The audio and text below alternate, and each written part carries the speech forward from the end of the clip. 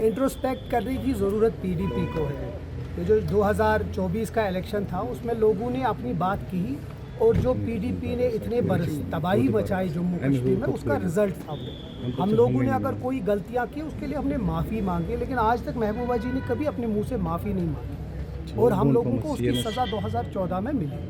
हमारा सिर्फ इतना गर्ज है, आज जो हो रहा है, चाहे वो 370 है, स्पेशल स्टेटस है, स्टेटहुड है, वक्फ बिल है, आज अगर वो बेताज बादशाह वक्फ इस पे बैठी हैं, वो इसकी वजह से है क्योंकि आपका स्टेटहुड हाथ से चला गया। अगर आपका 2014 में बीजेपी के साथ हाथ नहीं मिलाते तो शायद आज हम वो करने नहीं देते। और मैं आपको फिर से पीछे ले जाऊंगा, 2003 में मुफ्ती मोहम्मद सईद साहब ने हमारा जो औकाफ था उसको ख़त्म करके वक्फ बोर्ड बनाया, जिसमें वो नईम अख्तर साहब को उसका वीसी बनाया। तब से ये स्टार्ट हुआ था और मुझे लगता है ये बहुत पहले से प्लान था, जिसका हिस्सा मुझे लगता है मरहूम मुफ्ती मोहम्मद सईद साहब भी थे और पीडीपी भी थी, कि किसी तरीके से मुसलमानों को मार्जिनलाइज करना। अब हमारी एक बात है, हम कहते हैं कि रिफॉर्म्स के नाम पे सिर्फ मुस्लिम्स को क्यों आप पीछे पड़े। हम चाहते हैं अगर रिफॉर्म्स है तो हर किसी रिलीजन के साथ हो, सिर्फ मुसलमानों के पीछे क्यों। और क्योंकि उसमें वजूहात हमने दिए और वो हमने असेंबली के बाद उसके ऊपर बात की। हम चाहते हैं कि अगर रिफॉर्म्स करो तो सब किसी रिलीजन्स पे करो, सिर्फ मुसलमानों की प्रॉपर्टीज़ पे क्यों। सिर्फ वक्फ बाय यूज़र अगर देखें तो हमारे जो आस्थान है, हमारे जो दरसगाह है, कल जाके कोई भी उसको ले सकता है। और वही चीज़ अगर फॉर एग्जांपल आपका डीसी आज फैसला कर सकता है कि ये जो ग्रेवयार्ड है, ये जो मस्जिद है, ये जो आस्थान है, ये गवर्नमेंट की है, क्योंकि हमारे पास पेपर्स नहीं। तो ये डायरेक्ट इंटरफेरेंस है लोगों की और जो लोगों का। और वक्फ का मतलब क्या है? वक्फ है मैं दिल से कोई पैसा देता हूँ, वक्फ करता हूँ पैसा ताकि लोगों की बहबूदी के लिए। किसी गवर्नमेंट का कोई ये नहीं बनता है कि वो उस चीज़ को हमसे हड़प ले या छीन ले। मुसलमान ही उसको ठीक कर सकते हैं। तो मुझे लगता है इसका फंडामेंटली ये पहले से ही रॉन्ग था और इसीलिए हम इसको अपोज करते हैं। तो सुप्रीम कोर्ट से हम कोशिश करें, देखिए हमने अपनी बात बराबर कही है। हम बार बार ये कहते हैं कि अगर रिलीजियस रिफॉर्म्स हैं तो हर एक रिलीजन में होना चाहिए। मैंने पिछली बार जम्मू में भी बोला, 8 लाख एकड़ हिंदू टेम्पल प्रॉपर्टीज़ के पास है, लेकिन उसके रिफॉर्म्स के बारे में कोई बात नहीं करता, लेकिन मुसलमानों के बारे में बात करते हैं। ये कैसा उसूल है? ये मुल्क सेक्युलर मुल्क है, यहाँ का कॉन्स्टिट्यूशन सेक्युलर है, तो हम क्यों सिर्फ एक रिलीजन के पीछे। इसीलिए हमें उम्मीद है कि सुप्रीम कोर्ट इसको सुनेगा और एक सही फैसला देगा जो हम मुसलमानों के हक में होगा। बोला वो सुनील शेट्टी हैं और किसी काम के नहीं, बस वो एक एक्टर बन चुके हैं, ना उनको असेंबली में कुछ कर पाए और ना बाहर कर पाए, इसीलिए शायद उनको अच्छा खासा डांट वांट पड़ी, क्योंकि अपोजिशन में तो वो फेल हो गए, BJP as a party fail हो गई। अब मैं आपको एक एग्जांपल देता हूँ।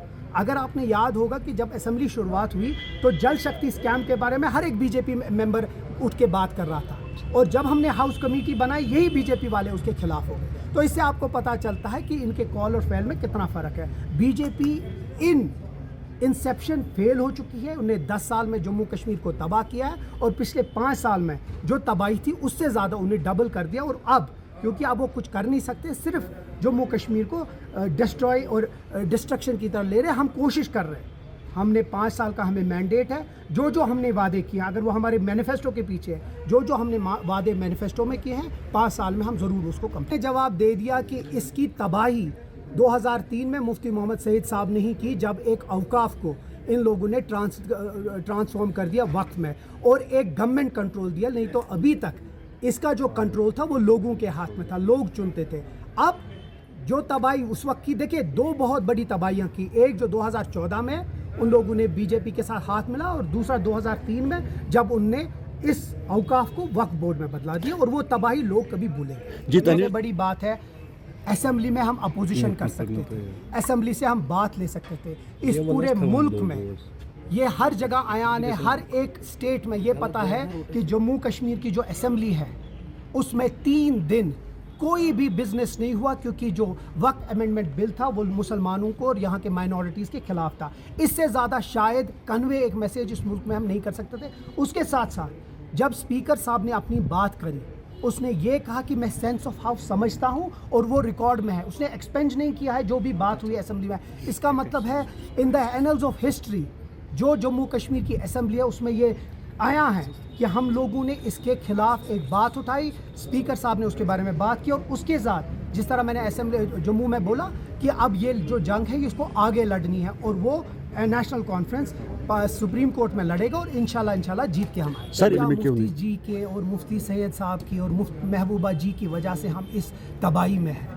کاش ان لوگوں نے اپنے جو سیاست ہے اپنے اقتدار کے لیے جموں کشمیر کے لوگوں کو اور اس ریاست کو بیچا نہیں ہوتا تو شاید 370 نہیں چلا گیا ہوتا, شاید اسٹیٹ ہوڈ نہیں چلا گیا ہوتا. جس کے لیے آج ہم لڑ رہے ہیں وہ چیز ہم نہیں کر رہے ہوتے. تو اسی طریقے سے ایک چوری نے چوری کی, اب ہم اس چور کو پکڑ رہے ہیں تو چور کہتا ہے کہ پہلے یہ کیا. تو یہ ہم لوگوں کو پتہ ہے کہ چوری کس نے کی. 3 سیٹیں اب ان کو اس وقت بھی ابھی وہ سدھرنے ہیں جہاں ان لوگوں کو کھڑا ہونا چاہیے. جب وحید پرہ صاحب, رفیق خان صاحب اور وہ جو تیسرے فیاض صاحب کو وقف بل کے لیے ہمارے ساتھ کھڑا ہونا چاہیے, اسمبلی کی کوریج دیکھیں وہ بیٹھے تھے اپنی کرسیوں پہ.